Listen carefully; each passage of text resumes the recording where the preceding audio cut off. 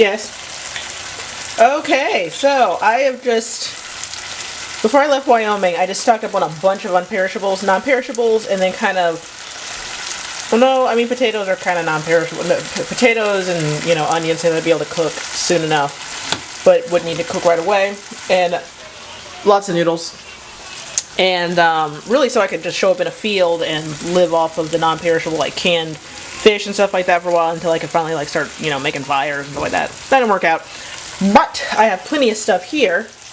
And technically, I guess you could say we need to go grocery shopping, but not really. It's more like we need to go grocery shopping for the ease of use ingredients. So like bread and peanut butter and jelly and, you know, things where you can easily make a sandwich versus have to cook and stuff. But other than that, we don't really, you know, need that for a while. Essentially, like if I wanted it to be, if I wanted convenience food, I could go get. I need it, but really at this point, we have actually plenty of, you know, wait a while.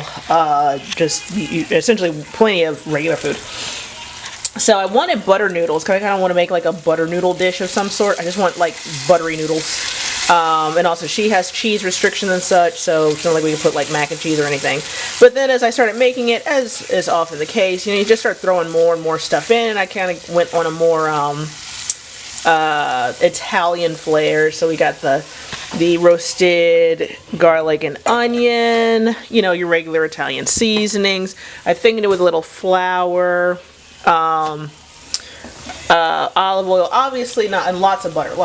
Obviously not like keto, or even cut keto, but at this point, when you dip below your target weight, without necessarily meaning to, you know, there's probably a couple of meals where it's not even considered cheating. It's more like, okay, don't let this get out of control kind of thing, because you know you still got to exist, and also you always got to protect the supply, the breastfeeding supply. So, see how it tastes. First impressions. Okay, not bad. Need some salt. But other than that, I mean, it's like, it's fine.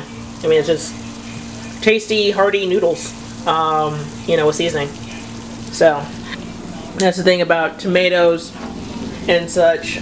We're actually, a bunch of my potatoes chitted up, because they didn't get stored, you know, probably. I mean, you can still eat a lot of them.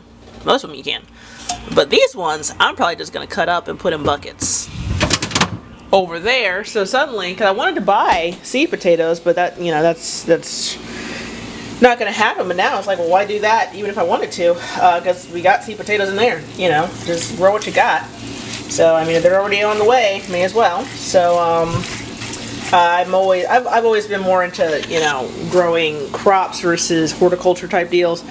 You know, people say, oh, grow tomatoes in your garden. You're like, yeah, but tomatoes never fed an entire country, and when they started, you know, not growing, people died. In Ireland, they fed an entire country off potatoes, and when they started growing, people died. So, in terms of taking care of yourself, instead of sustainability, potatoes is definitely where it's at. Especially you harvest the new potatoes, like the little ones, like each day once they start to get growing.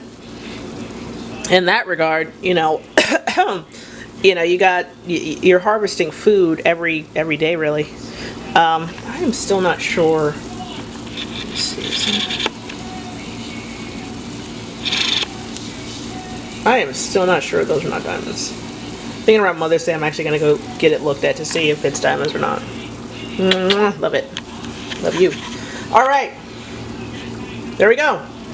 Some butter noodles turned into just vaguely Italian noodles, eh?